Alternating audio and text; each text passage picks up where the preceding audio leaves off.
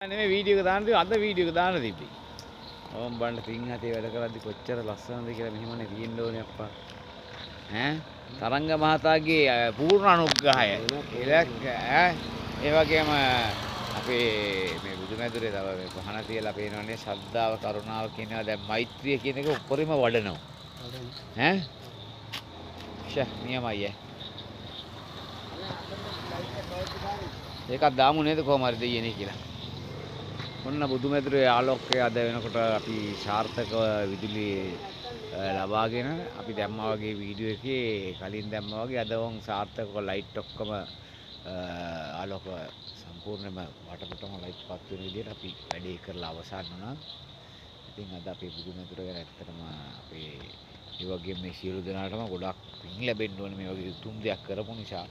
ඉතින් අපි කියනවා සියලු දෙනාටම බුදු සරණයි නම් අපේ සහෝදරයෝ සියලු දෙනාට කියලා තමයි ප්‍රාර්ථනා කරන්න තියෙනවා.